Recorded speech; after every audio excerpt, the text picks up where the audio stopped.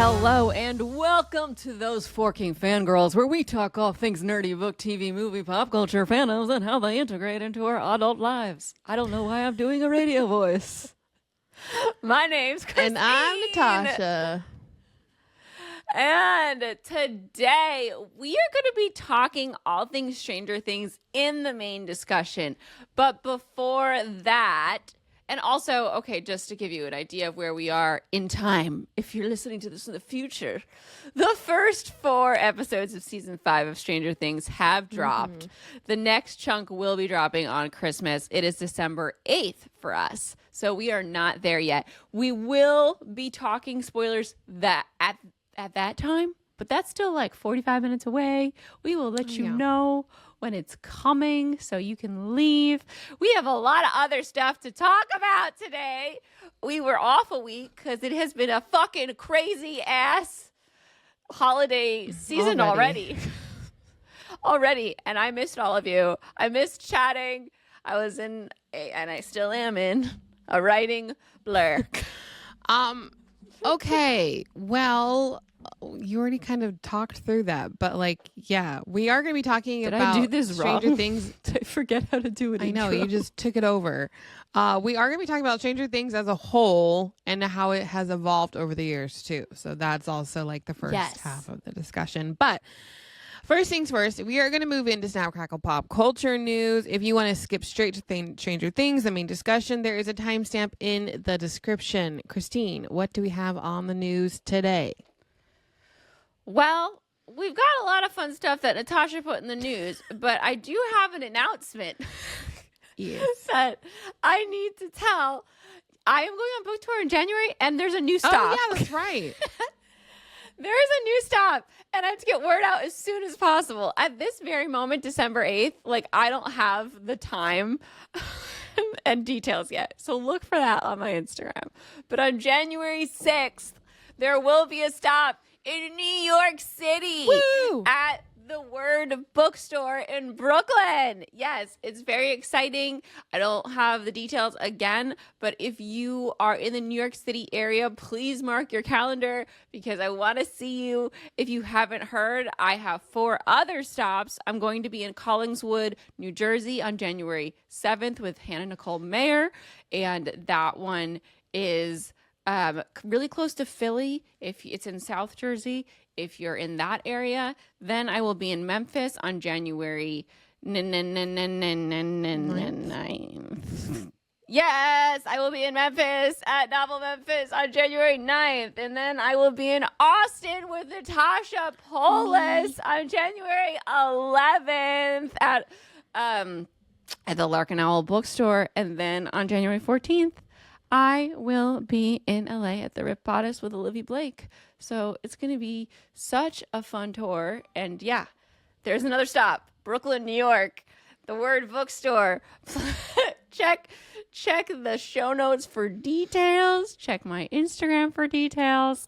Because I am still in December 8th when this is first happening and getting confirmed. That's exciting. All right, Natasha. Yes, I'm excited. It was a bummer because I was going to do a stop in New York and then it didn't work out for a bunch of different reasons. And now there's another stop. So I'm still going to be going to New York. All right, Natasha, what have you got? Okay. There's lots of things. So Netflix bought Warner Brothers. That was really big. Okay. This was such a weird thing to wake up to because I've been in a writing bubble, so I check Instagram when I wake up and then late at night. And I was like, it was just this Netflix bought Warner Brothers picture. And I was like, what the fuck? It's giving though, you know how Disney acquired Fox? I was like, was Disney going to try to buy Warner Brothers? Because I'm glad it wasn't them. I know, because that would have felt like a big monopoly. It already feels like a monopoly. Disney owns so much stuff. I think a lot of people are scared of the future of film in theaters because of the straight to streaming that Netflix is obviously, that's their platform. And it's wild how Warner Brothers had in the last couple years the #1 box office hits with Barbie, with Sinners. Sinners, Mario, like they had so many. And actually Mario's with Universal, so that's with NBC Peacock. So I think just everyone's kind of scared of what that means. I feel like we have to be like, I'll give it a second, because acquiring it doesn't mean that they're going to now be Warner Brothers, because I'm sure Warner Brothers still has all these execs. Hopefully they're not going to turn everyone over. They just now have ownership of it, and we'll see how it goes. I feel like though Warner Brothers has their way of doing things, and hopefully everything will continue that way, you know? Yeah. In terms of going to theaters. So we'll see. But I don't think if anything does happen that this has anything to do with Netflix buying Warner Brothers. It was already going this way. We've already been worried about theaters for a very long time. True. And also, like, Discovery already bought Warner Brothers. Warner Brothers a while ago. Yeah. So, and that was weird.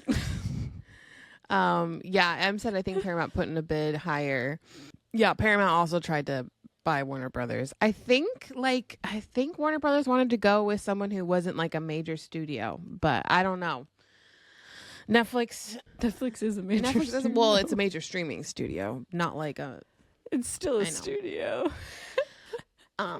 It's a newer studio, obviously. Yes. It's not one that's been around since the beginning of time. There's a couple. Do you want to look up the Golden Globe nominations while I say? Yeah, I'll look up the Golden Globe nominations. So, Universal announced that they are trying to figure out a Wicked sequel. And what that means is that they aren't going to be following anything. They think Elphaba and Glinda stories are wrapped up, but they said that they feel almost that they have a responsibility to continue in the universe. It's not going to be a sequel, but it's going to be like an adjunct to Wicked, but like in the universe. Yeah. Okay, that's cool. Lauren says, I don't know how I feel. I kind of half heard because I also was reading the Golden Globe nominations. But so they might make a movie in the world of Wicked. Yes. Okay. We kind of talked about that. Yeah.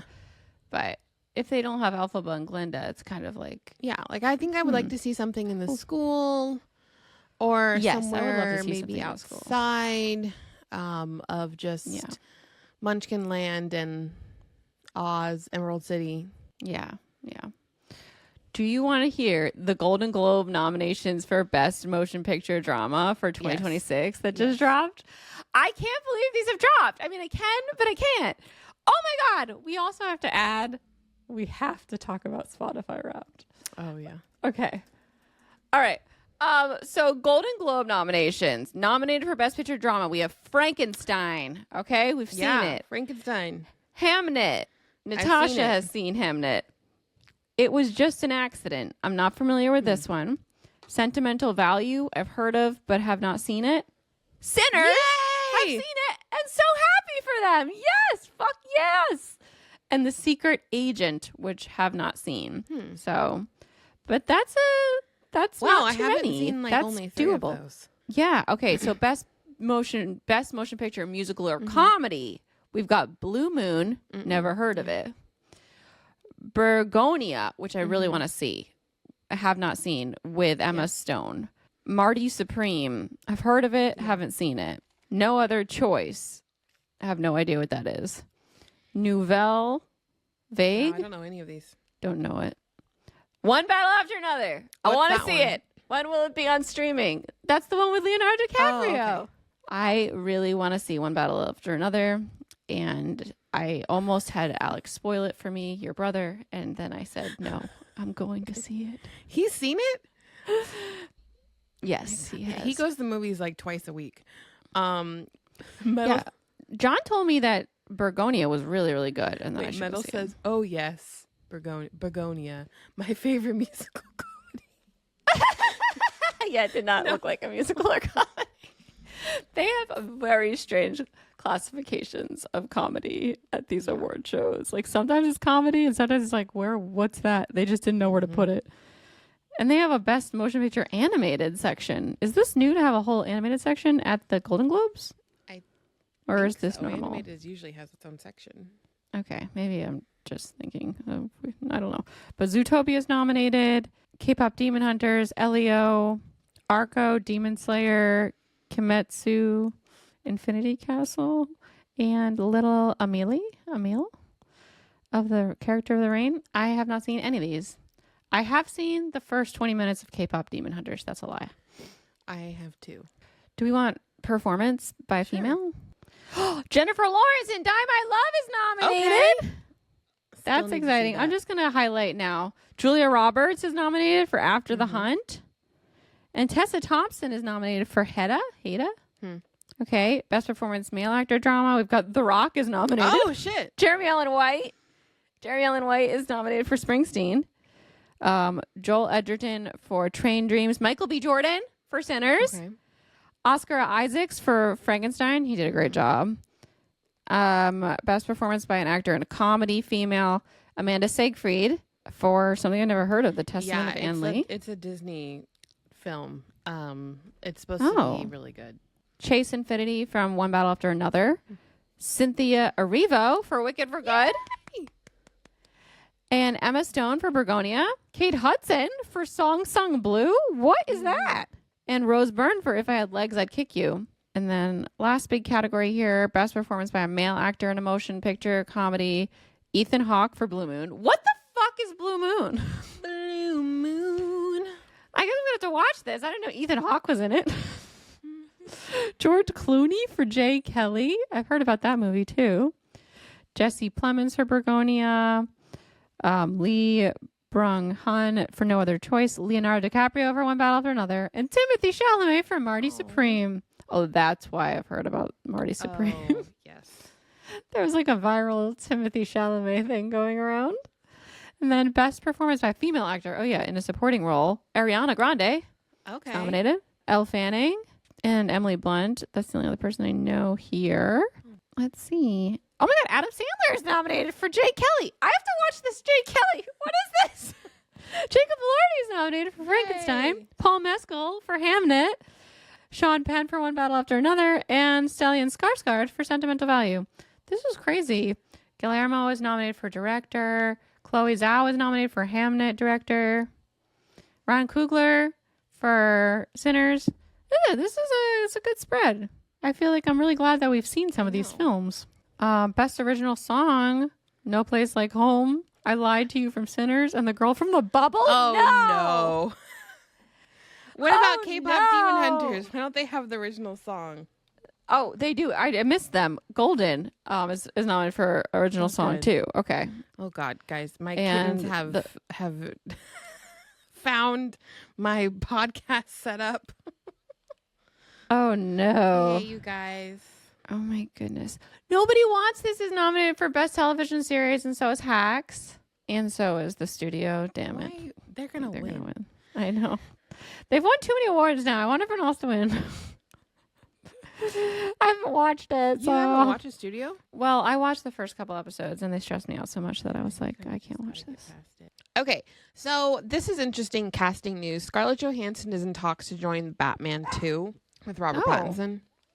Why is she in everything in the franchise world? Come on. Like, right, she's like in talks to play Mother Gothel, now in talks. She's literally in everything. I'm like, Jurassic Park. You're already Black Widow. Yes. So, but the sad news is that they also reported that Zoe Kravitz is not likely to be returning as Catwoman. Yeah. Then what was the point of being Catwoman in the first movie? That's so annoying. Why? Anyways, pay her money. Pay her money, make it work. Come on.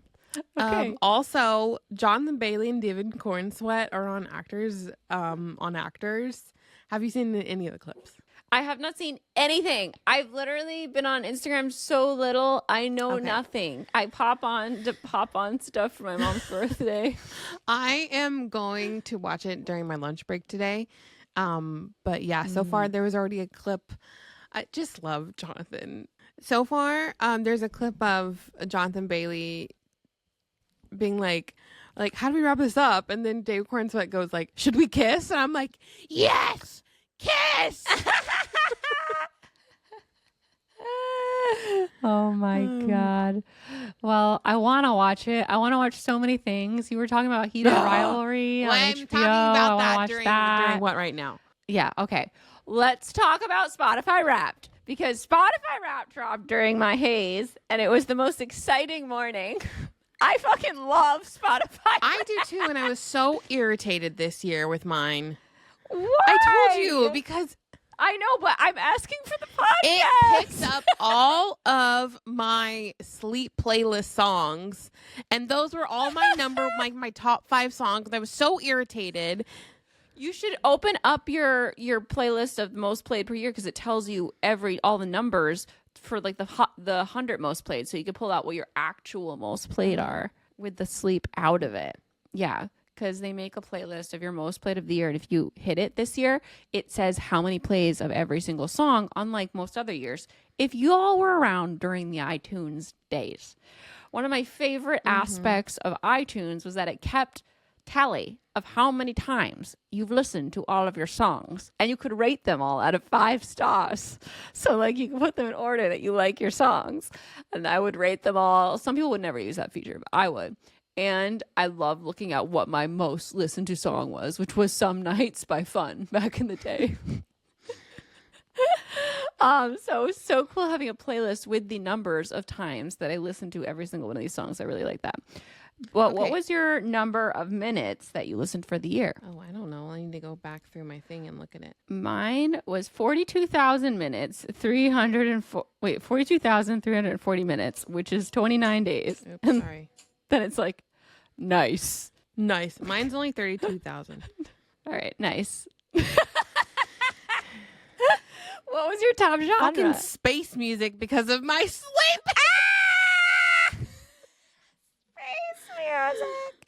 Mine is indie pop, because I did listen to a lot of indie pop. My number 2 this year was classic rock, which is why my age is what is going to be my listening age. My number 3 was soundtrack, which was because of Hamilton and Wicked. And then number 4 was alternative rock because of all my pop punk. And then indie folk was number 5, which I do love indie folk too. Well, outside of But pop isn't even on there. because my number 2, which is my number 1, is bubblegum pop. Yeah. And then it's musicals, then classical, and then soundtrack. Nice. Wow. Musicals, classical sound. Metal says, I don't need Spotify to tell me that I listen to Taylor Swift. All right.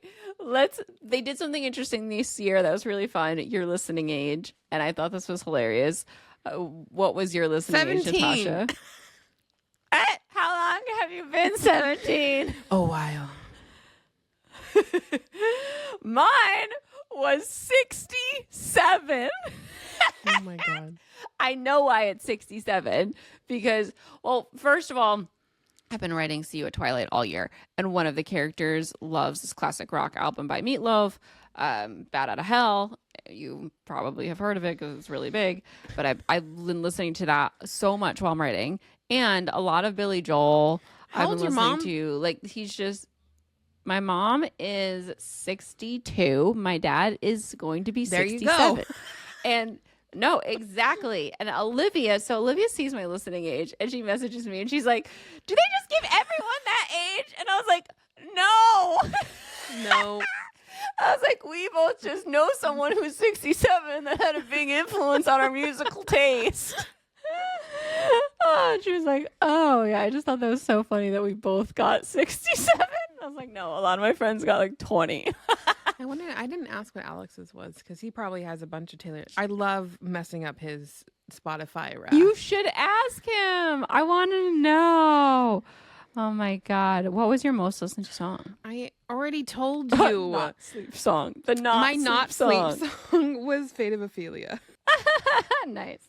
Mine was the song that I memorized the lyrics to that's on all my writing playlists, called Mirror by IDER. I don't know if it's pronounced Eider. But my second most listened to was Abracadabra by Lady Gaga. No surprise there. And Shapeshifter by Lorde, also a writing song. And Sports Car by Tate McRae, also a writing song. And Down to Be Wrong by Haim, also a writing song. All these I listen to incessantly. Yeah, all my top are Taylor Swift, and then we have No One Mourns the Wicked. I literally can't not sing that when you say it. No one mourns. It's the Wicked. My top album, I was nervous about Taylor Swift because I've been listening to that CD nonstop in my car, but of course that doesn't register on Spotify. And I was like, I better not slip from top 1%, because whenever I'm higher than top 1%, like lower, basically, if I'm 3%, I'm like, what's wrong with you? You haven't listened to enough this year. My top album was Life of a Showgirl by Taylor Swift. I listened to 763 minutes. Where does it say that? It's in the slideshow. I screenshotted. I hate how they're just like, do you want to download this card? I'm like, no, I want every aspect of your stupid slideshow. How many minutes did you listen to? Screenshot it. 763 on Spotify. 735 on Spotify. Wow. We almost matched. But it doesn't count. I need to fucking because literally Taylor Swift at my salon all day, every day, and it doesn't count it because I listen to it on Amazon. No, me too. In the car all the time, 24/7, nonstop. But I'm listening to it on my CD. My top albums were Life of a Showgirl, I Quit by Haim, which I love that album. And it really like captures the vibe of the beginning of the book I'm writing, so that really felt very well. And then Man's Best Friend, Sabrina Carpenter, Virgin by Lorde, and Mayhem by Lady Gaga. I have Man's Best Friends number 2, Wicked number 3, Midnights, and Folklore. Nice classics. And then, of course, Taylor Swift is my top artist. I spent 3,259 minutes listening to her, which makes me a top 1% global fan. I need to find my artist. But I'm like, it was way more because of CDs in my car. I love this little like game. I loved that too. So for anyone who can't see, there was this section where it was like your top artist and you didn't know which one was the actual top because they were like racing down your screen. Yeah, I had the same thing on mine. Taylor Swift, of course, won. I slipped into her top 2%. I've always been 0.5. Oh no, because of Amazon Music. Can you make it hooked to your Spotify? I mean, the thing is that our Amazon is hooked to Alex's Spotify, so that's why I always fuck up his Spotify. Not mine, because we're on a family plan. Who else was in your top artists? Sabrina Carpenter, Chapel Roan, Selena Gomez, and one of the fucking sleep artist people. All the girlies. Yeah, Taylor Swift, Lorde, Lady Gaga, Sabrina Carpenter, and Gracie Abrams. Okay, this was really interesting. They always do some sort of like categorization thing every year, and I got Full Charge Crew, and my role is Scout.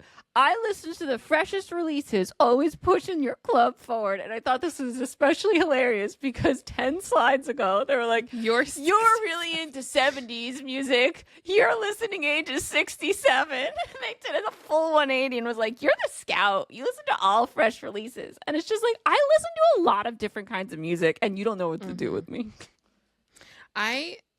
Mine says Cloud State Society. Your listening is strongly aligned with club values, making you a perfect role model. Club values? Why do they keep using the word club? I don't know. What is it called again? Say it one more time. Cloud State, probably because of my sleep playlist. Oh my God. It's like a little... Everything had to do with your sleep playlist. I'm not listening to that anymore. On my Spotify. It's going to be listened to on another platform. Get like one of the different apps. Yeah, I use Better Sleep and they have the same sort of sleep music. But you know what's really interesting? They had these files at the end that you can click through. That was like the day that your biggest listening day. And my biggest listening day was April 26th, 2025. It's like at the end, you have to like click through and read the files. And it told me that I listened to 442 minutes and 138 tracks. On what day? This was either on April 26th. So I'm assuming this was a writing deadline day. I can't remember. Or my last year biggest listening day was when I was on a plane, and I just had my Spotify going the entire time, nonstop, for hours.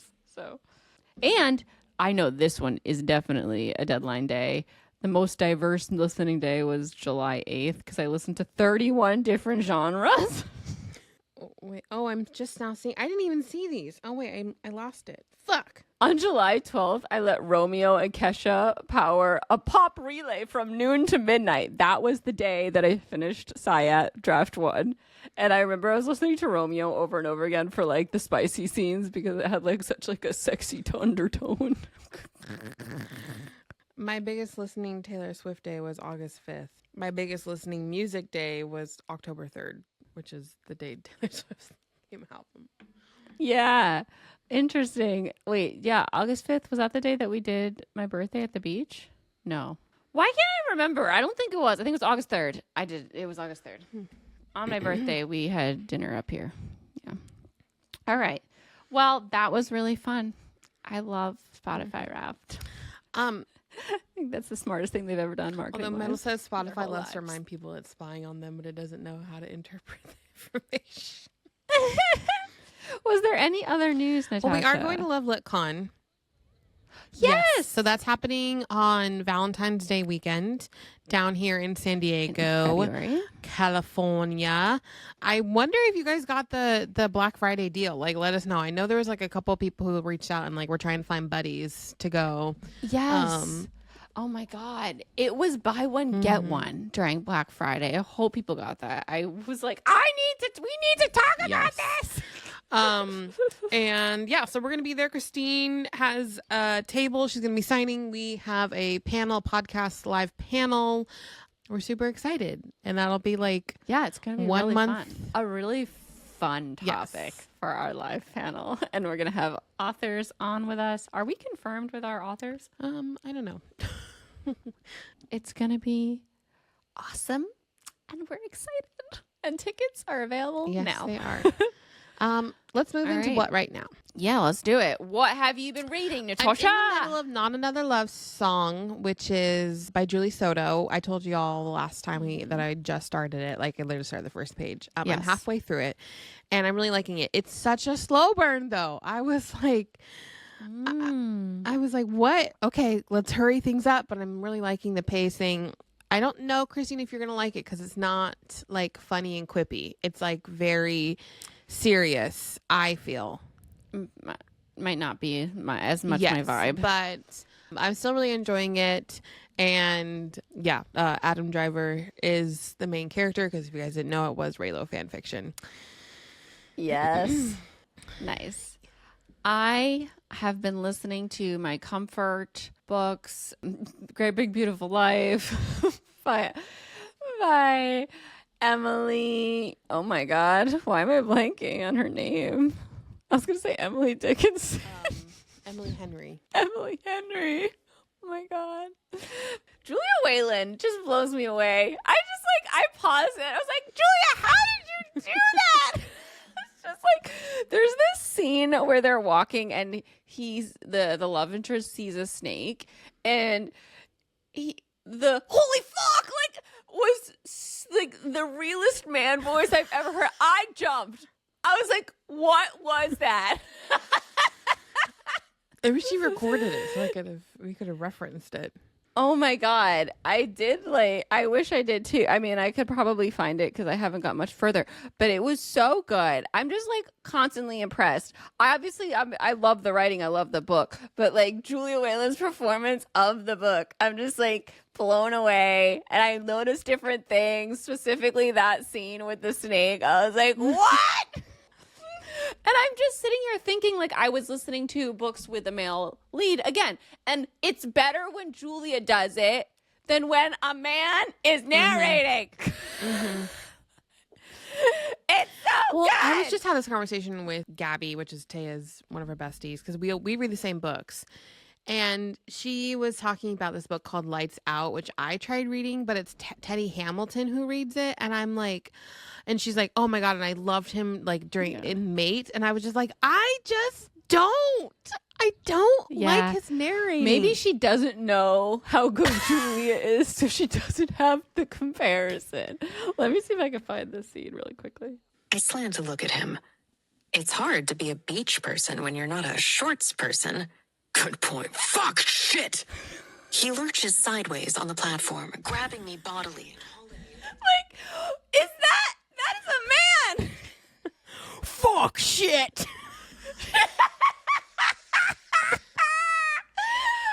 I screeched when she talked. Oh my god. Yeah, I just really want to be able to do a man voice as good as Julia Wayland. My dream is to one day be cool enough for her to narrate one of my men. You'll get there. She's gonna do it. God. One day, Julia. Oh my god. Anyway, so books. I read a little novella by Ali Hazelwood during my showers because I was just like, I can't read right now because I'm in my book, but I needed something to put my eyes on. And I saw that she had one of those little novellas for free if you have like Prime. And so I started listening. I started watching. I started reading in the shower. It was so good. And it's called Cruel Winter with You. And I loved it so much. And I don't usually love like friends to lovers, but like we literally come in on the night. It's winter. They're both home for Christmas and they grew up together. He's her best friend's little brother and he's only 2 years younger. And he was like in love with her all throughout their childhood. But she's like 2 years older than him, but she always had like a special relationship with him. And it's so cute. And you just like, we open up when they're like, there's a storm and she came over to borrow something. And he's like, I am not letting you walk back in this storm. And she's like, no, I have to go back. And he's like, if you think I'm above tying you to a chair to get you to stay here, you're wrong. And she's like, no, he's not above it. It's giving baby, it's cold outside. It's so fun, and he's just like, you fall in love with him so quickly because he's just so obsessed with her, and she's just like so persistent no matter how annoying she is. I want to read it. Well, I mean, I already knew I wanted to read it. And it's so quick, and by the time you get to the end, you're like, I mean, you love it, but you're like, excuse me, why wasn't this in a book? Allie and all her short stories, I just love them. Yeah, no, it was really funny too. I was laughing out loud. I needed that during my showers. I feel like I didn't give a good synopsis of not another love story. So, okay. Tell us. We follow, because this kind of like turned me off because it's about music, but we follow this young woman who's a violinist. And then Xander Thorne, his name's Alex, is a cellist. And they both are playing in the same symphony, but he's like more of a celebrity because he's in his own like cool, like rock, like classical band. And so they end up, she has to play a wedding where he's like the best man. And he's like, and they wanted her to play the cello, but she had never played the cello before. And he's like, have you ever played this before? And she's like, no. And he has no idea who she is because he's like in his own mind. He doesn't really care who else is in the symphony with him. And obviously she slays it and she does really well, but he just like continues to insult her. But he's in his back of his mind, he's like, wait, no, she's amazing. And then she ends up getting, well, I'm not gonna tell you that, but anyways, so it's like very love-hatey, like rivals type of situation. Mm-hmm. Nice. It's giving Adam Driver it's exactly, it's Raylo. Okay, TV shows. Yes, TV shows. Okay, well, I've been watching Survivor. And that's the only thing I had to catch up on because I was on Survivor B&B, which is one of the RHAP, Rob Has a Podcast, umbrella Survivor offshoot podcasts. And it was so fun. I will post a link to it if you're interested in watching the episode. I was definitely giddy AF at being on an RHAP podcast as a guest because I obviously am a big Survivor fangirl and that podcast is huge and I was listening to it all through 2020. So anyway, it was really cool. I had a really fun time. The hosts were so fun, so great. And yeah, I'll link the episode. I just lost my train of thought. So Survivor, which is 49, is drawing to a close. There's 2 more episodes Is it good left this season? And I'm having so much fun. The cast is so entertaining this season. A lot of people are like, they're calling Jeff Uncle Jeff this season, a lot of the cast, and a lot of the older people are like, they don't have the right to call him Uncle Jeff. They don't know him. And I'm like, I just think that this is a young youth thing. Yeah. That's becoming more and more popular with the younger generation. And I was like, people have been calling Rick Riordan, Percy Jackson, author, Uncle Rick, all of time. It's just like a little like fun little nickname. Term of endearment. Yeah. So, yeah, a lot of people have like their nitpicky things for this season, but I am having so much fun because the cast is really entertaining and my 3 favorites are doing really well. So that's been great. What have you been watching? Oh my goodness. Well, we went through like Thanksgiving weekend, I guess. And Alex and I both got kittens. So all we did was stay at home and watch stuff. So I have a lot of things to catch you up on. We first watched this show called Pluribus. It's on Apple TV. It's by Vince Gilligan. Vince Gilligan. Or Vince Gillen. I think I've pronounced his name wrong. Is it Vince Gilligan? Maybe it is. I think it's Vince Gilligan. And the actress, I think she's also she's in Better Call Saul. He did Breaking Bad, just so. Yeah. Yeah. And so Vince Gilligan created and Better Breaking Call Bad. Saul. And then it's like a alien kind of story where Ooh, don't tell me anymore. I don't want to know anything. yeah, you don't want honestly I went into it without knowing anything. That's what you're supposed to do. Yeah. Don't tell anybody But anything else. the vibes are fun and weird. That's all I can say. Yeah. I want to watch it and I can't yet. It's really good. The first 5 episodes are out, 6. So wait till it's all Okay. out. It's on Apple TV. We also watched another show on Apple TV called Your Friends and Neighbors with John Hamm. That's good. And Alex was Yeah. like, I want to watch the show because like on TikTok, I just see this video of John Hamm like vibing in a club. Yeah. And I've been seeing it too. so we started that, and it's he lives in this like affluent neighborhood, and he's divorced from his wife, and he ends up losing his job, and he's got to figure out a way to make money because he's got alimony and all this stuff. Does he do drugs? So he starts stealing from his neighbors, like Oh. like Okay. That's pawning, fun. like expensive. No one would ever guess. Oh, wow. Okay. I was like, is this Breaking Bad? No. And then, oh my God, you guys, please tell me someone has been watching Heated Rivalry because People have. I need to watch this. I saw something come about this. Like I saw people like talk about it. I hadn't read the book, so I didn't know what it was. And it's a gay hockey romance book that they've turned into a TV show. Canada did it first through Crave, and then HBO bought it and brought it here to the United States. And it is kind of intense, my 3 said. It's very spicy.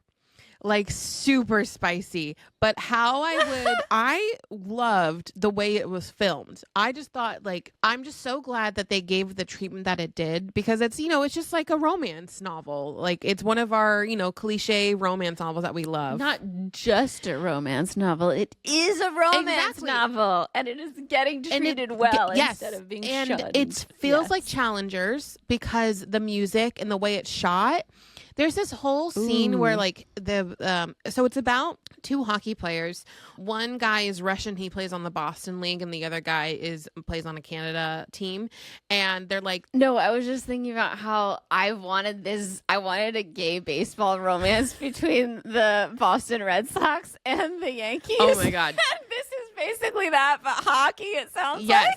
Yes. So yeah, someone asked me what it's called. It's Heated Rivalry on HBO. Yes. And they're both rookies, and it starts out, I think, in like 2009, 2010. So we jump through like 6 years. I love this already. I'm excited. Yeah. Yeah, and it's so grounded. I just love it so much. The third episode, we follow a completely different couple, which is from the first book because it's a series. The second book is called Heated Rivalry, and that one's so cute. I don't know. I'm just so obsessed with it. But yeah, the sex scenes are very intense. It's on HBO for a reason, so just keep that in mind. Of course. Well, that's really exciting. I'm excited to watch it. And other than that one thing I've been watching, I've been watching Hot Ones incessantly in all my free time. That's what I could watch. Amazing. Wait, but I watched a Christmas movie. What the fuck was it called? There's a Chad Michael Murray Christmas movie Merry Little Gentleman movie? No. There's one on Disney Channel. There is? I mean Disney Plus. Yeah, Disney Plus. Chad Michael Murray movie. What was it called? Mother damn it. But it was actually really cute and like light, but like they did a good job with it. The actors pulled it off and it gave me like cutesy feelings. And I watched it during my workouts this week and really enjoyed it. And I recommend it if you want something light but good. What the fuck was it called? Okay. I didn't write it down. Look it up while I talk about, because I watched the Netflix movie Champagne Problems. It's also a Christmas. Oh, I want to watch that. Yeah, it was really cute. I think they did a good job. It was the movie. I was like, damn it, I finished the third episode of Heated Rivalry. By the way, it goes up every Friday, so like they only have the first 3 episodes. And it was like, I'm like, I just want something similar. It was not similar. It was just like a cute little Christmas movie. But enjoyed that. Alex had me watch Daddy's Home 2. Joy to the World. Okay. That's on Disney Plus. It's on Disney Plus and Hulu, it says. It was so cute. Yeah. It's about a lady who's like a big author and she does a lot of like selling home, like she does home stuff, like Christmassy home content and family content. And she writes books about it. And she like sells stuff on the shopping network and stuff, but she writes about her family and like their like Christmas traditions and like all these different things they do together in the home, but she's actually not married and has no family. And to sell her most recent book, they signed her up to do like a live Christmas Eve live stream like of their whole Christmas Eve with all their traditions. So she has to have a fake husband, Chad Michael Murray, her friend, and her neighbors act as her kids. And her maid and her post-on act as her parents. Wow. For Christmas. Okay. Yeah, it's cute. What was I saying? Oh, Alex had me watch Daddy's Home 2. Ooh, yeah. So funny. Oh my God. I need to watch that. It's Mark Wahlberg. Wait, have you watched Daddy's Home 1?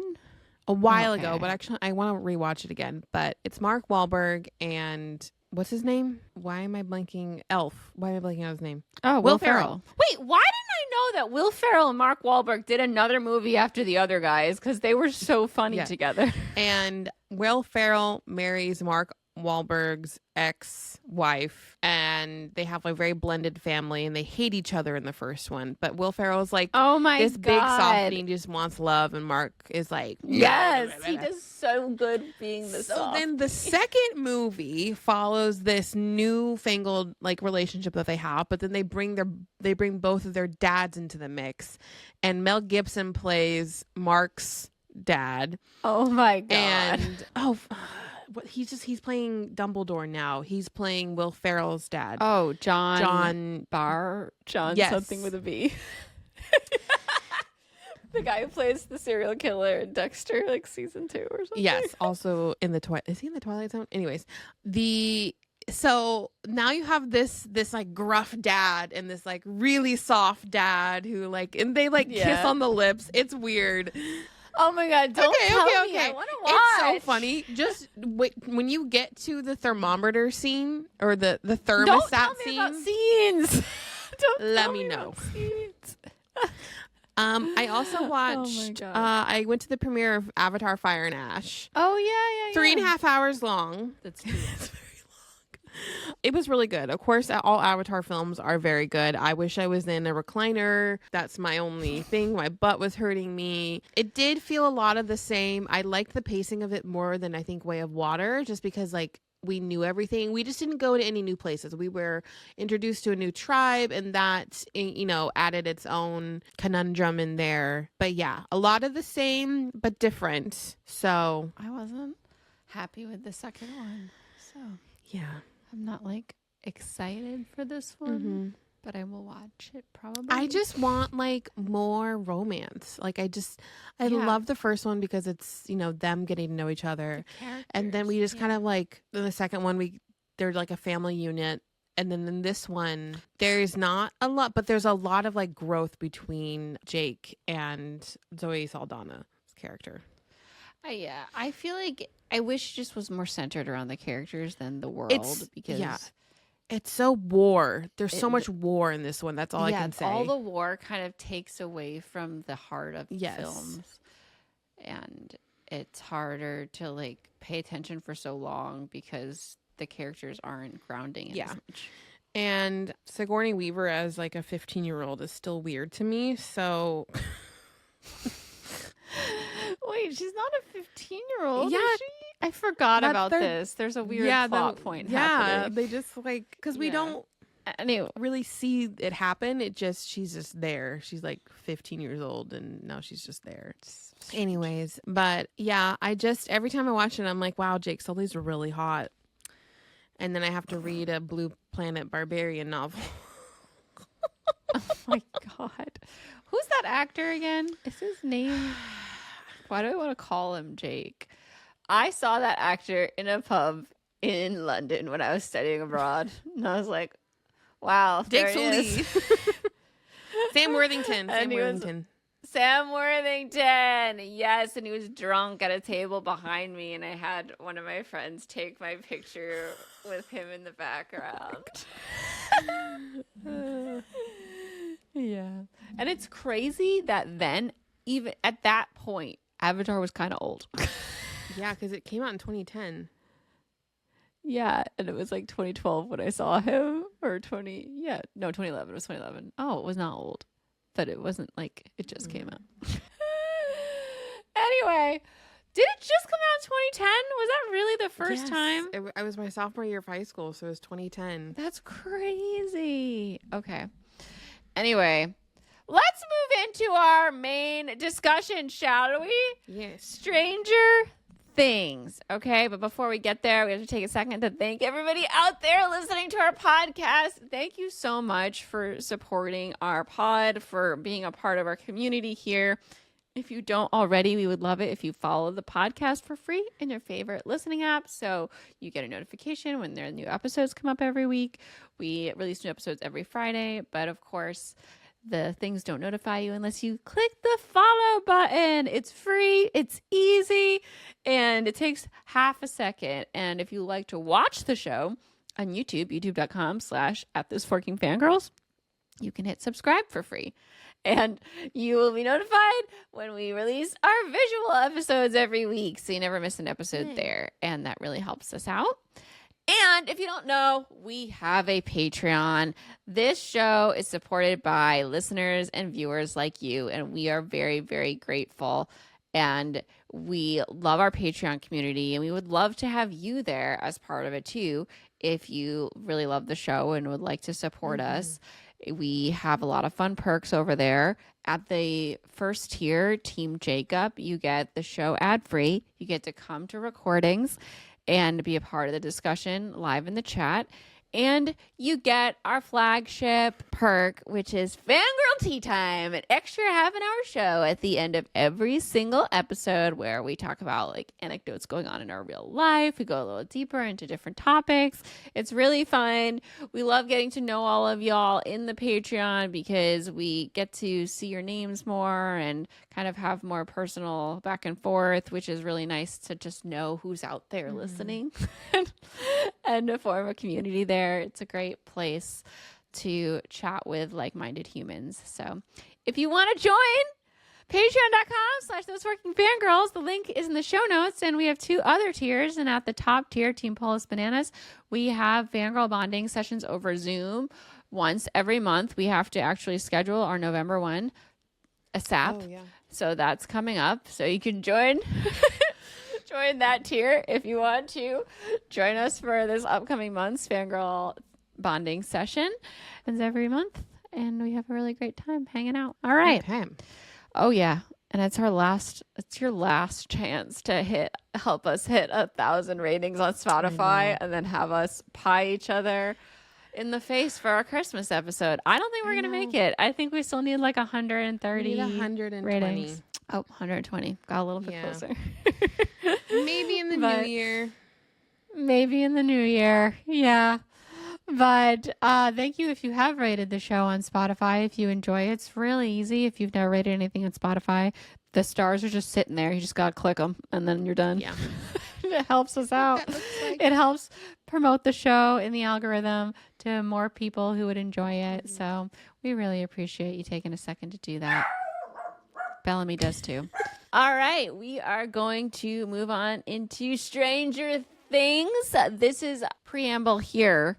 There will be spoilers for the first 4 episodes of Stranger Things. So anything that has been released up to December 8th, 2026. Oh my God, no. 2025. It's not 2026 yet. Okay, season 5, first 4 episodes. Those will be spoiled in this upcoming discussion. So if you have not watched them and you want to, go ahead out, watch them, and come back and join us for this discussion after. For everyone in the Patreon, we're rolling right on in. If you are not, we will be right back after these messages with Stranger Things. And we're back. I like how you made your own sound effect. All right, Natasha. So let's talk about Stranger Things, and I guess we'll start before this season. Start at the very beginning. Yeah, I really resisted, but you said it. Okay. So, well, what do you remember from the beginning of Stranger Things? Stranger Things came into our lives 2016. That's crazy. I know. And I feel like this is like the first show that has spanned a decade in my adult life. Like, it feels not that long, but I can imagine for people who like maybe watched it when they were younger, like, you know, maybe they've been watching it like since they were in high school or before that. And like that has spanned the whole time. I feel like that's kind of like what happened with Game of Thrones. Like, but this is different. Yeah. With Game of Thrones, I kind of felt like, even though it was quote adult life, like I started watching it at 20, it feels like I was almost a youth still. For you were probably I was 22. How old were you? 21, 22? Yeah. I was 25, 26. So for me, it does feel like full adult life. Because I remember when it dropped, I was very resistant to watch it. I was like, oh, it's about a bunch of kids and they're playing games. I know. I was like, I didn't really care until Alex was like, no, Natasha, you're going to love this. Like, remember I made a video called You Have to Watch Stranger Things. Wow. No, I didn't remember that at all. Did you make a whole video about that? I made a whole video about it. I strung up lights all around like my bathroom because I filmed it in that like kind of bathroom outside the bathroom space. Yeah. My eyeliner was intense. It's coming back to me. You love your lights. I just remember thinking that I'm like, oh my gosh, wait, Winona Ryder's back. You know, she hadn't really been in anything for a really long time. And she was playing this like spacey mom. And I was like, wow, she seems very different than like where she left us. And I love her as Joyce. I do too. Now I do. I thought she was a little weird at the beginning.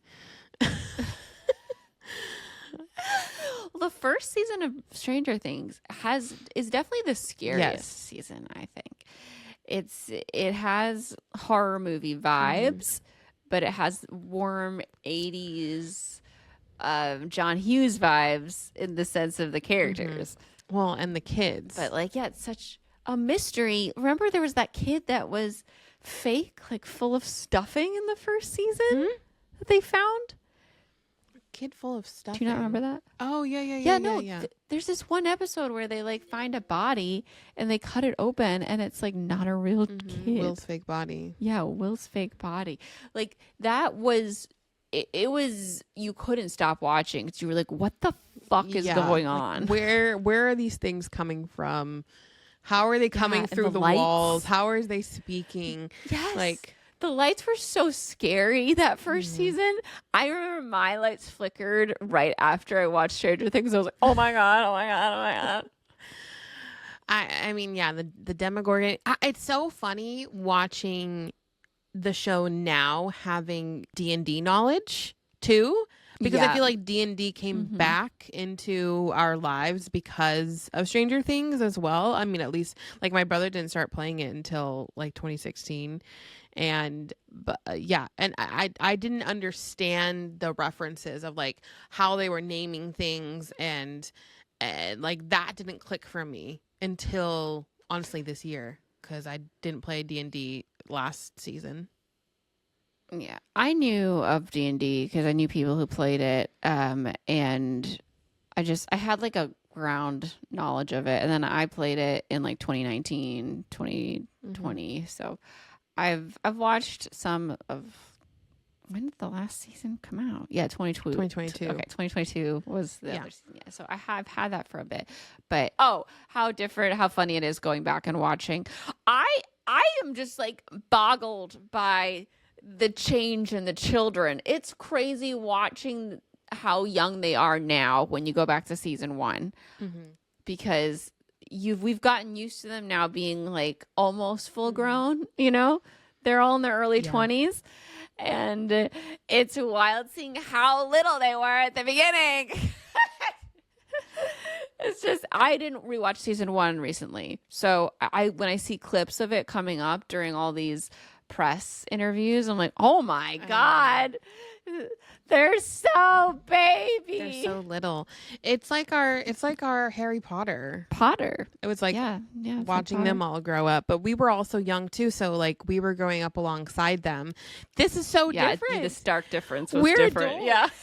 It's wild. We are not changing, and they are. That kids mark time so much more starkly than anything else. And this is something as an adult that's boggled me now, living in this neighborhood. Like, I moved here in 2021, and there's like this 13-year-old neighbor, and there's like some babies and like a 10-year-old. Now I see them on the streets, and they're fucking like grown up high schoolers, and I'm just like, it freaks me out, man. I'm like, they're so different. I cannot believe I saw them. Like, I feel like I saw them 2 seconds ago, and they were a baby in middle school. They were like 10. I know, and I think it's so hard for us to like. I specifically Millie Bobby Brown, who has felt like she's been an adult for a long time and like has been so criticized. Honestly, I'm just so proud of her. Yeah. Like, she's such an amazing young woman, and like, you know, she's a mom now. Wild. She adopted a little baby girl, and I just think, like, I mean, I loved watching the cast all grow up, but like specifically Millie Bobby Brown has had the most success out of.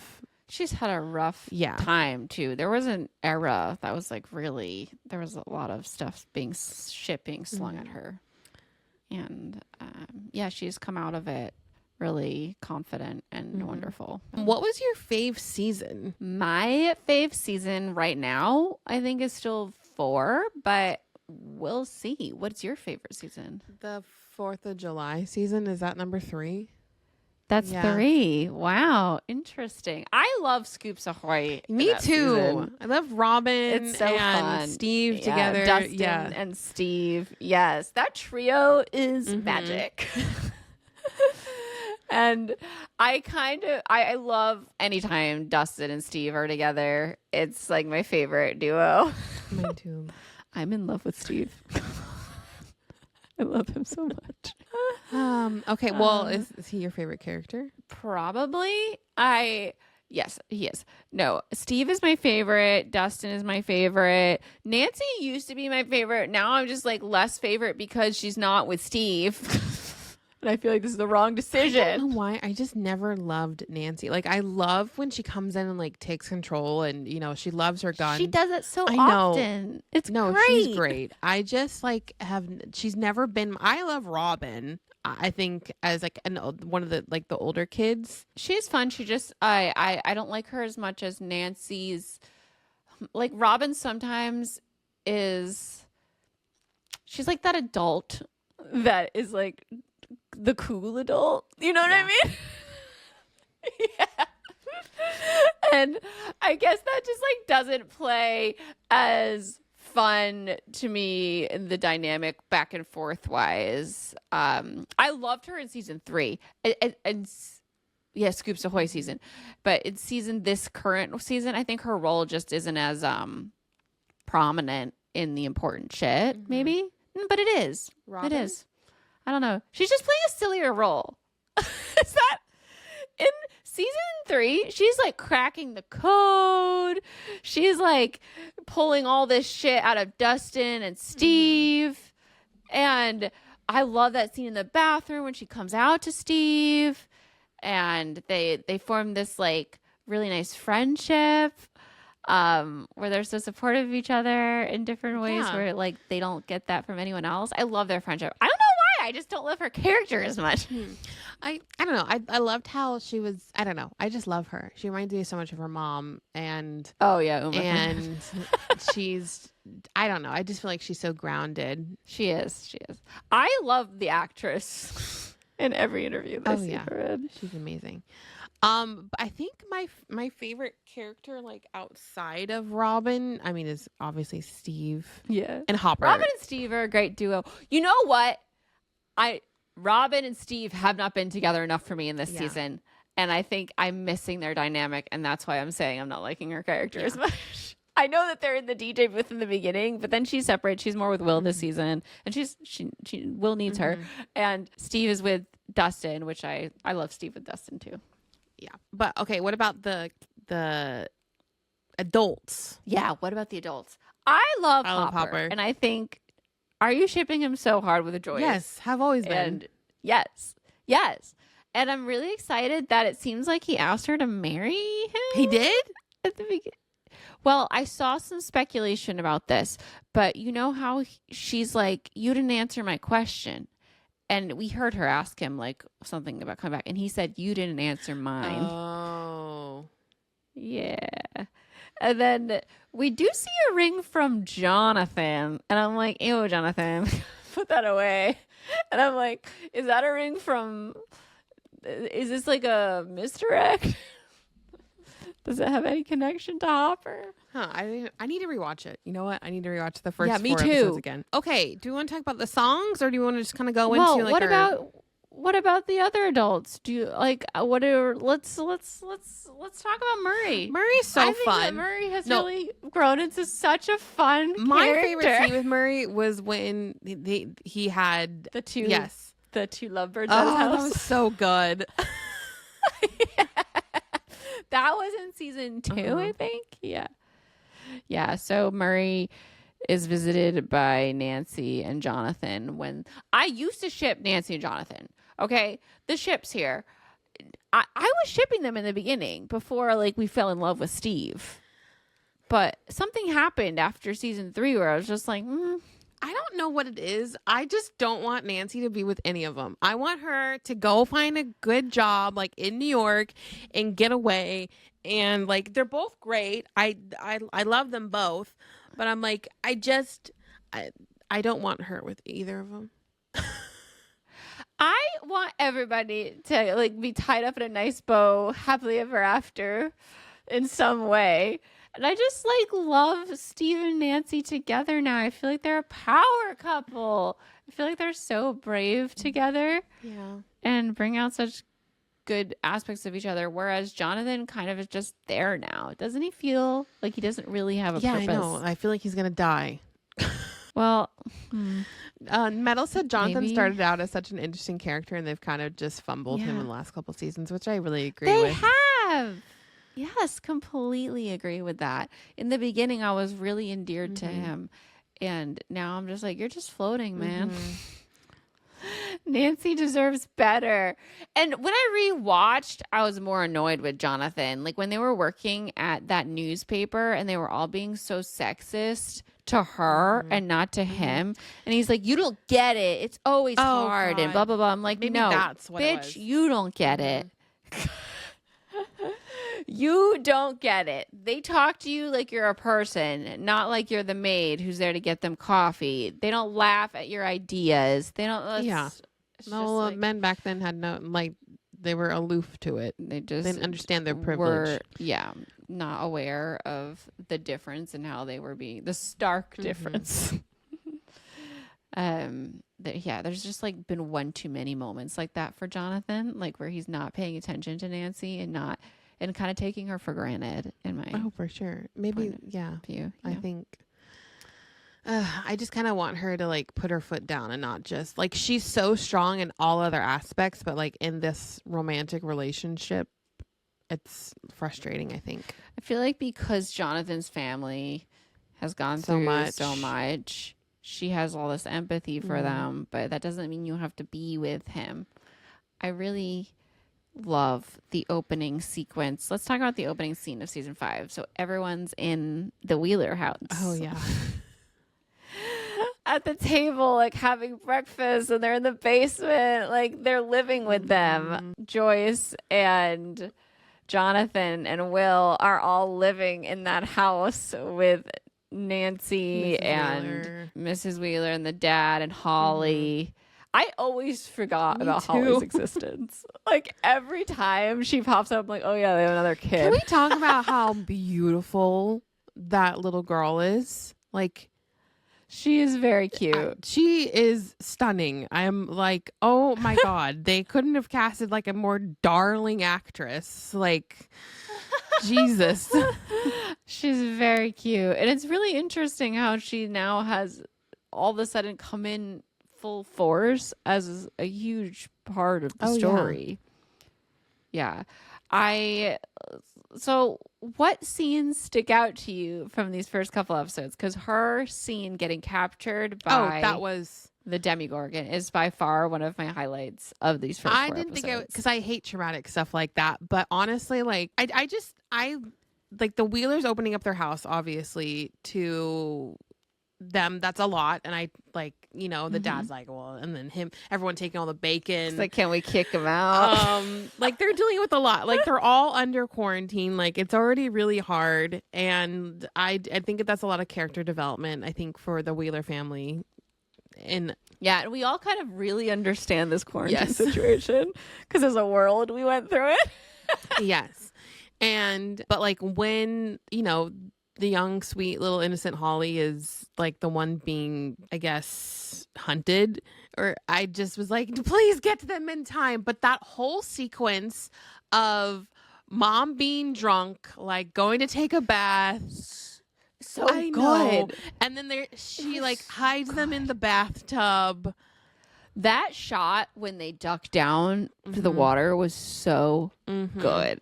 And it was giving the iconic, which everyone always tries to replicate this scene with the raptors in Jurassic Park 1, where they're in the kitchen and they're walking by and we duck down and the kids are behind the counter. And they did it so well. Yes. And then just her fighting for her damn fucking life. Like she's never seen a fucking Demogorgon ever. She never knew anything about this world. Yes. Well, even the lead up to it, it's really scary because they're like, this is all in your head. They're telling her that Mr. Watson isn't real. And there's nothing creepier than seeing a kid speak to no one. Like, it's so scary. And I was so frustrated because I was like, why doesn't anyone think that this is fucking Vecna? I know. Because it is. This is what he does. We know it's this. One. It's Henry. Why isn't it flagging? Like the second we saw it, I was like, people know about Mr. What's It and they're not thinking it's fucking weird, suspicious that Henry could be doing this. Anyway, but there's that whole build that they don't believe her. And that's always really upsetting when like a woman is not believed in any circumstances and she's a kid on top of being a girl, and she's like running, and when she first runs to her mom, she's like, honey, it's just in your head, it's just in your head. And that whole dynamic is so scary because we know it's not, and we're like, oh my god, get the fuck out of here. And the fact that like she does take charge and she does get them, get her safe for, as long as she can is so empowering to see, because you're so nervous when that thing goes in there. And you're like, oh my God, they're in the bathtub. They're in the bathtub. But the wine moment was iconic. It was not my daughter, you bitch. And it worked so well. I just was like, no, this is the end. I'm so glad she's okay, even though she's fucked up. Yeah, I'm glad she's alive. She's not like okay yet. I feel like she's just pretty messed alive up at the moment. She's alive. Yeah. But yeah, watching her like drunk, being like, ah! Yeah. And then she just went for it, man. She was like, stab, stab, stab. And it was great. And then honestly, I feel like this disconnect, like I always forget that Nancy's her daughter. Me too. Because they're so Nancy different. is such a stark contrast to her. Yeah. And when I was rewatching I think those 2 episodes from season 2 I rewatched, they do have this nice moment where her mom, because as much as she is this kind of like drunk 80s mom who has her wine, she's always really mama bear about her kids. She's always there to support them. And I think she's just not necessarily happy in her marriage. And that's what brings on this wine situation. But she cares so much and she goes out of her way. Like, she has that chance to cheat in season 3, but she doesn't, She just has strength of character. And I really appreciate that in her. And you can see where the seed of that grew in Nancy. And she's kind of like been beaten down by the world and her life, not her, just her decisions. I think she regrets. I think she hasn't had a lot of screen time, but like I think we've had enough where we can see like that development. I think just watching her go at that Demogorgon was like so satisfying. Yeah. Oh yeah. No, the scene I saw with her and Nancy, she was like, I don't know where you get that from. Like, you're so smart and you're so driven and so this and so that. And she's like, Mom, I get it from you. And it was really nice. I'm glad she got her moment. She got a shining, crowning moment, and it was great. But her dad was the dad was really the idiot here. Yeah. He was like outside playing golf. What's going on? I don't understand. And then even when he came inside, he was like, fumble. Yeah, it wasn't really helpful at all. And I also always forget that Mike is their son. I just don't associate their kids. They never have their kids with them. Because they're always just out. I guess that's what happens. They're always clueless. And it's giving like 80s parents, because you don't have cell phones. So you just kind of like, oh yeah, the kids are out. Exactly. Yeah. Should we talk about like Hopper and Elle? Oh yeah, gosh, in this season, that their whole relationship is just makes me so warm. I don't know. Yes, because he just loves her so much, and she loves him, and it kills me every time she says dad. Yeah.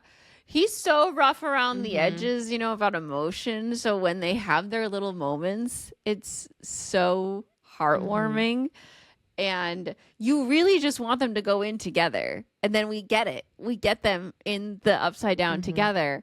And it's so nice to have them as a duo, because we don't get it. We have these moments sporadically throughout the seasons with them together, but they're never like fighting as a duo. And so let's talk about the Devil's Snare moment. Yes. So Hopper gets taken up, and Hopper's such a hard ass. He gets shot like 2 seconds into the series, and it's like not even a big deal. It's a graze, I think. But like he just kind of keeps going. I know. He's hurt. He's damaged, and he doesn't even get bandaged up. Wait, he is a little bit. I think she like finally sets him down. He does. 11 does it. Yeah, but he's so tough. He's like, you can't kill him easily. He went through all of that stuff in Russia. I think I'm not worried about him ever. That was the most frustrating plot point in all of Stranger Things was Hopper and Joyce being in Russia. I love that. I was so irritated. I'm like, just bring him back. Oh my god, I love that escape scene at the jail. That was so fun. And it was paced so well with everything that was happening in Stranger Things land. What the fuck's the name of their town? Hawkins. Yeah. But anyway, yeah, Hopper and Elle have this moment where he is like a failsafe, and he tells her to go on without him. He has to destroy whatever it is that's causing her to not be able to use her powers. And we get this moment for like a second where we're like, is Hopper gonna sacrifice himself? And of course, it's not Vecna in that room that they're using to thwart her powers. It's 8. It's 8, the girl from that one episode in season 2 that everybody shit on and was like, they never came back into play. They needed it for this. The big This setup. moment.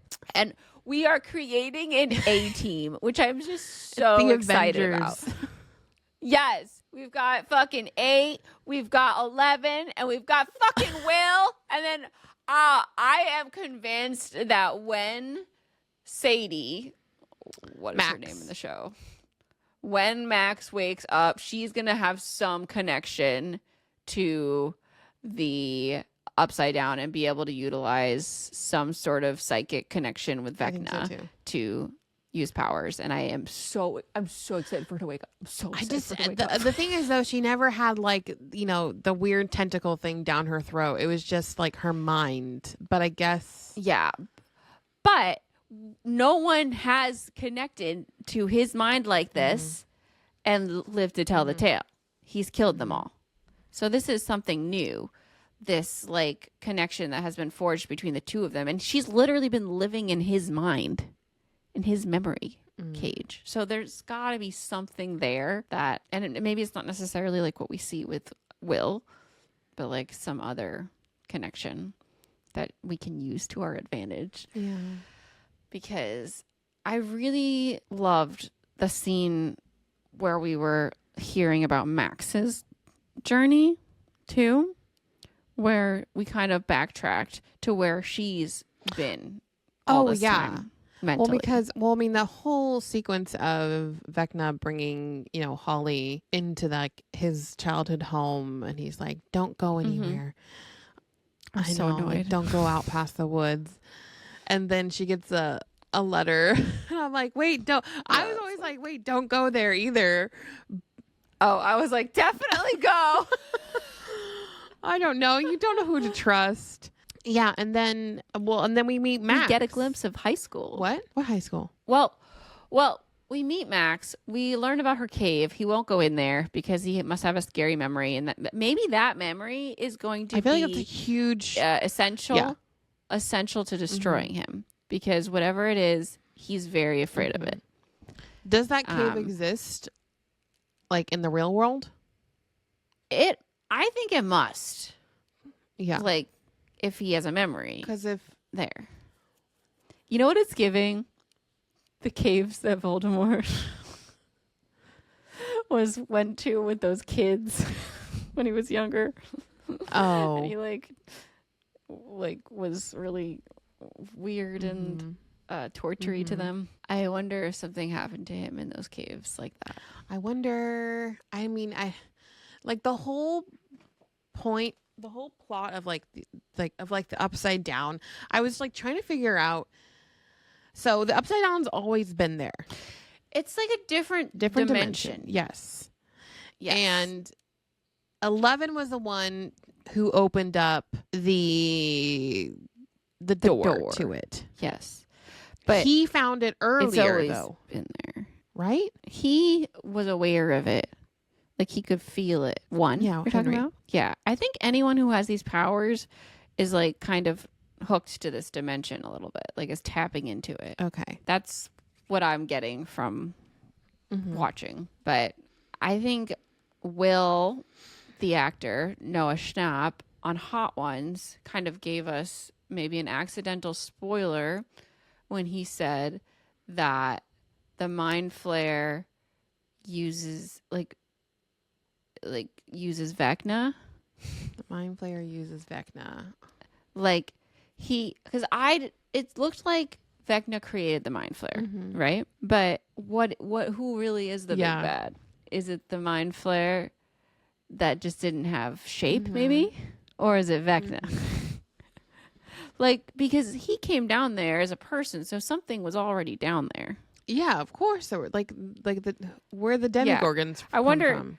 if it was like one of those things where like humans kind of conquered. So like this Jamie Campbell Bower is using the Mind Flayer's powers, but like could the Mind Flayer separate from him and turn against him? Yeah. Metal says in season 4 they were talking about how Vecna is the Mind Flayer's 5-star general, while the Demogorgons are the foot soldiers. Oh, that I do remember that. Yeah, so the Mind Flayer is still the bigger bad. The Mind Flayer was in season 3 in the end there, right? Yeah, and season 2. He was the one, he was taking over Will. Yeah, I know. And it's interesting, like, he says at the end of this last episode that he chose children to reshape the world because they're weak and, you know, weak-minded and can be manipulated, blah, blah, blah. But, like, what does he want to reshape the world into? I'm not clear. Take the whole... on what he wants. The upside down, take over everything. Yeah, because, like, the best villains are when you know what they want. You know? What exactly is his motivation? Like, what is the end goal? And we know, like, in a lot of different big epics like this, they're, like, super genocidal and racist, and they want to, like, get rid of some group of people, and that's their ideal world. So, but, like, we don't really know what his ideal world is. No, we don't. We know nothing, and I feel like I don't know. Like seeing like the backstory of Henry, like what, and obvious. I don't know. We just need to know more, and I feel like there's not enough time for us to know more to understand. Well, they're big episodes we've got coming. Like they just need to focus on, I think, his character a little bit in terms of like him now instead of. I know, like, we know kind of his backstory. He killed his whole family. Why did he want to kill them? And why does he want to take over the way he is now? What are the kids going to do? Like, does he want to run a dystopian society? Like, I don't know. How did he get involved with the 11 company? Does he just want children because he missed out on his childhood? Like, he's so creepy. I don't know how anyone could ever think that he's not creepy in that stupid brown suit. It's Jamie Campbell Bower. He looks creepy. His face looks scary. Like the shaved face, because I'm so used to seeing Jamie Campbell Bower as like this like grungy punk rock look with his like long like the clean cut hair. The clean cut Jamie, I'm like, ooh. I feel weird. Why is your face so shaved? Oh my god. So, like, what is our ideal end to the series? We need to talk about the last scene with Will. Oh yeah, we have to talk about Will. That last. Okay, I got a little spoiled. It was so I was kind of. You yes, did? I saw a picture of Will like with his eyes all whited out. I know. I cannot believe you saw that. I watched it so quickly too. Like I know, that's horrible. Oh my god, I'm so glad I watched it during my writing. Like I couldn't not watch it because I couldn't get spoiled. And that's why I really want to watch it again too, because I rushed through it because I was like, too. I can't get spoiled. We had the cats and we were like trying to figure out how to do it all. Anyways, so that last scene was so good. Like it was a one-shot action powerful scene, terrifying. How I'm just also like these bullets are flying and no one's getting hit. Okay, it was terrifying watching it all go down. And Hopper takes all the bullets that fly. And then, we're like following Will.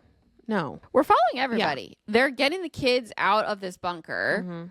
and in like packs of 2 and 3. And I think Mike really took that leadership role where he's like, follow me. And he like stands in front of the kids. And it really feels nice to see him taking a leadership role like that too in this season. And there's that scene with the plumbing. I love this whole scene with the new kid where he's like, he's gathered all the kids that know about Mr. Watson. He's tapping them with like a ruler every time it's their time to go. That's so fun. And they've dug up through underneath a toilet. God. They've hit a pipe. And they hit a pipe. And then there's the scene where they realize they hit the pipe and Mike and Will, is it Mike and Will? Yeah, are like holding the pipe with their hands and just getting sprayed with water. Yep. Right here for Mr. Watson. It's so funny. And they just like stop when people walk in. And Lucas, like, I feel like Lucas has really took up a leadership role this season too. Everyone is like really coming into their own because they know what the fuck's going on and the people need them to help. I saw someone say like they're protecting the kids because they weren't protected as kids. Yes. Exactly. That's why it's so fulfilling and satisfying to watch them do it. They're like, fuck, this is not going to happen to more people like it happened to us. And it was just the kids. None of the parents were in on it back then. So they're really really passionate about like fixing this no matter what it takes. And there's this really nice sense of everyone coming together as a team. I love the trap episode so much. It's so fucking crazy. But, you know, they're like, this is the best idea we've got. So we're just going to drug an entire family with this pie. Oh, my gosh. Lucas's sister. Eat the damn pie. Pie. I told you. She was like so funny in that scene. She's also one of the best characters ever. I love her. And she's so just confident and aggressive with her confidence. And I love it. Yeah, when she comes in with the pie and she's just like being all nice and just we're waiting and watching everyone eat it. It's so fun. I saw that the Duffer Brothers at the very end, the last scene with Will and Vecna, they were like, we wanted it to be reminiscent of Darth Vader coming onto the ship. Yes, coming in out Rogue with One. the red. Yeah. And it was so good. Like Alex and I were sitting there watching it as, you know, I knew something was going to happen. I'm like, Will's going to get hurt. Sorry, Mike's going to get hurt. Will's going to be like, no, not my boyfriend. And yes. And he decided that he was, it's one of those moments in like a good young adult novel where the main character, the chosen one, like comes into their own. Steps up. And you're just like, fuck, yes! And we're waiting for it. Like, we know something's going to happen with Will. We know he can take control, but we don't know how it's going to really come into fruition. Let's talk about, there's so many great movie references with the cinematography and moments in these four, in the whole series, but in these 4 episodes specifically, like it's just like there's so many. There's that Star Wars reference, obviously. There is Home Alone up the ass while they're doing that trap. Like I was just getting so many Home Alone feels. I loved it so much, and them all doing it together. There's definitely like we already had, oh my God, not The Land Before Time, Back to the Future. Back to the Future last season or the season before, season 3. But when they're trying to get through the opening and it's closing and he's like, go faster! We're gonna die! Oh my God. And yeah, that was all just giving so many warm fuzzy feels, and of course the Jurassic Park references, and it's very specific camera movements that and like shots that they're getting that are making it really feel like these different movies. I just love so much, like just they put so much care into all the filmmaking, which really makes it so good. All right, should we talk about Will and his journey? because Will's had a rough go of it the past couple seasons. Like, he was just really sad in season 4 because Mike was focusing all of his energy on Elle. Yeah, and he wasn't even a friend to him. And obviously, do we think that there is a world where they are together at the end? Maybe. I think maybe. I'm really like turning on it because at first I thought Mike was like not into it, but now I'm like, wait a minute. Yeah. Maybe he is. I think now that he saw him be like fucking, Oh my God. Did you see like the moment where you figured out Mike has a type after he wiped his nose with the blood?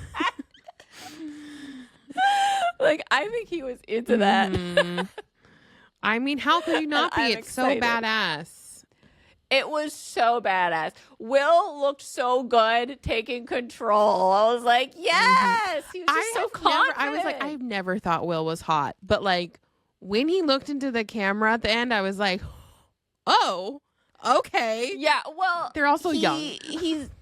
He's also been so young and now he's finally an adult. But no, he looked great in that scene, and that's like a literal meme. Like, I never thought that Will was hot, and then it's that shot I've seen on the internet. But the fact that he also was controlling 3 at once, that's a lot of power. So I'm excited to see where it goes, and I'm so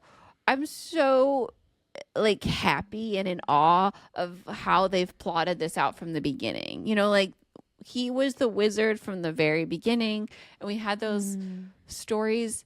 We've heard those stories referenced, that story in particular when they first met, referenced in another season, and throughout all of the other seasons. And then we saw all of those stories flashback in that flashback, which is really cool because there's a lot to keep track of in this series. All right. Do you have death predictions? I don't know. I don't want anyone to die.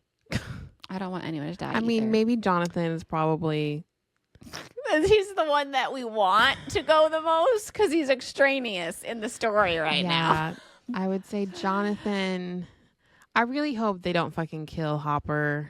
Like, he's unkillable. I don't know about that. Well, you know who has unless he kills about who has what's it called? Plot protection is Joyce. When Vecna easily could have killed Joyce when he went like this to her. Oh, yeah, but that could be like they want her to die at the opportune moment. I don't know. I don't want anyone to die except for possibly Jonathan. Yeah, I don't want anyone to die, obviously, either. But if we had to Dustin choose, Jonathan doesn't die. He seems like no, he can't. They can't kill him. I don't think they will. I think it's too much. Can't do it. They could get away with Mike. Yeah. They could get away with. I don't even think they can get away with Will. They could get away with Robin. Yeah, that would be or really Steve. sad. Steve and Robin. They fucking kill Steve or Robin. Would be devastating, and I think they could get away with it, but I don't want them to do that. I will be so upset.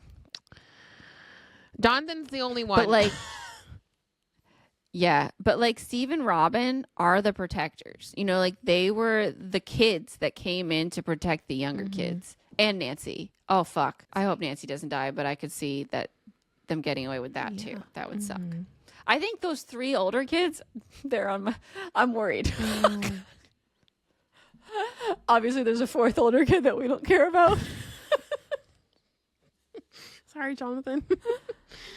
But I'm really worried for the middle ground there. Like the adults, like I don't think we'd care as much if they died because like they're the adults in this situation, and it would be like the ultimate sacrifice, and we'd be very sad, but like it would make sense in the big scheme of things, like cinematically. But a kid would be devastating. Yeah, because I mean they always kill the like older kids. Like they killed Eddie. They killed Max's brother.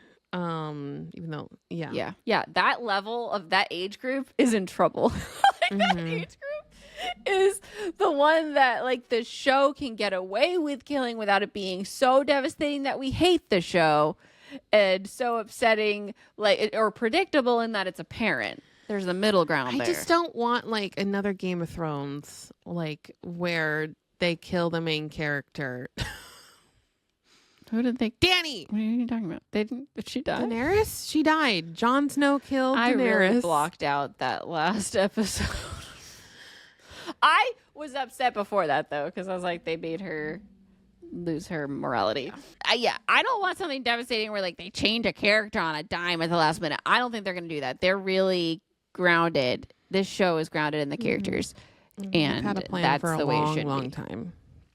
Yeah. So whatever happened, I'm worried about 11. We didn't even talk about her. Wait, let's talk about 11 for a second.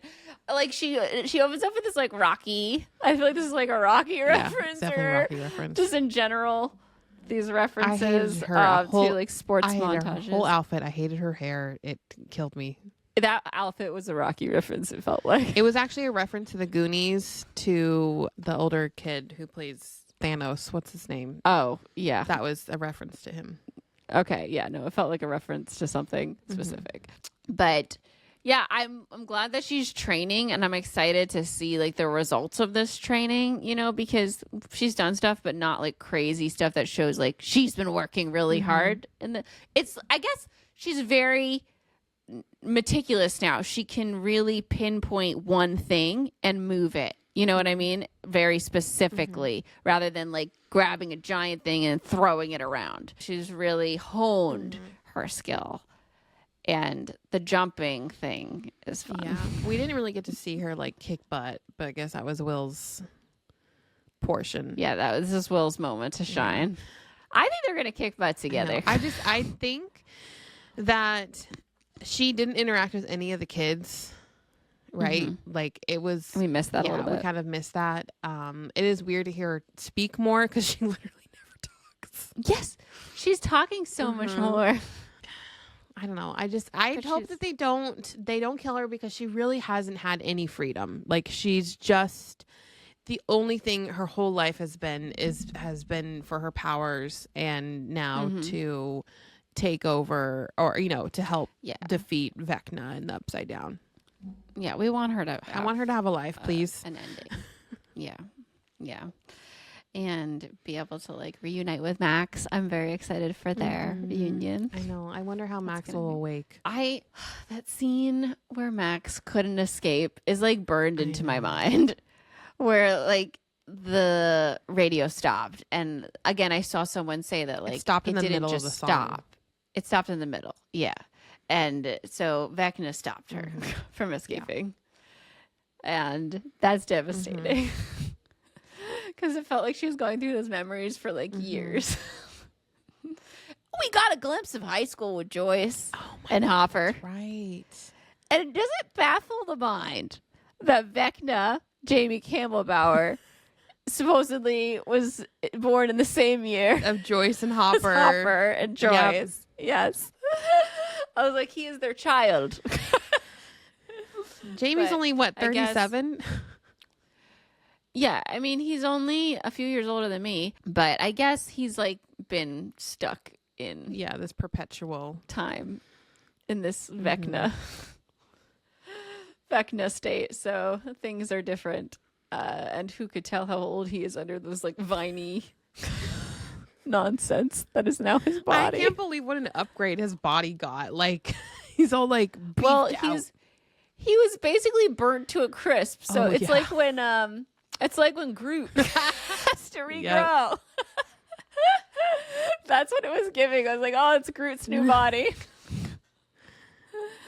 But yeah, so he did get an upgrade. He looks a lot beefier. I think when these new episodes hit on Christmas Day, they're gonna hit on Christmas Eve.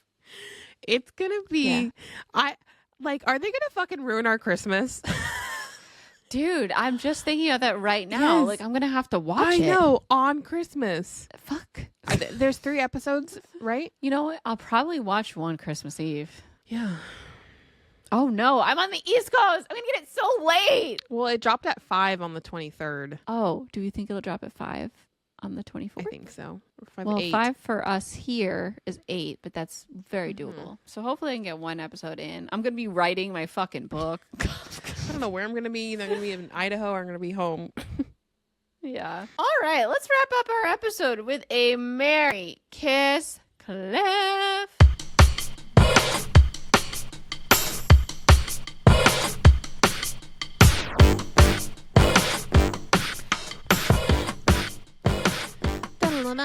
All right, Merry Kiss Cliff. Okay. The Protectors. Hopper. Yeah. Steve. Robin. Ugh. Hopper is like the ultimate protector. And it's really interesting. We didn't talk about this, but he's very, he starts off very low and he's got a nice arc where he really comes into his own. I think he's like kind of an alcoholic in the beginning and he's passed out all the time, but he knows what he's doing. So whenever he has an idea, like I love that a lot of times it's right and it works. And even now when we're like, you don't have powers, like you're not involved in this, like he's right. And 11 like trusts him. And I like that she can trust him because he does know what he's doing. We forget that he like was in a war and came out alive. Yeah, and he's lost his whole this. family. Yes. He's been through a lot. Do I want to marry him? No. He has his issues. I'm going to marry Steve. Of course. It hurts me to say this. Probably going to kiss Robin. And Cliff. Really? But like, yeah. Because like Robin's so fun. I want to kiss Robin. Yeah. I don't really want to just like fun kiss Hopper.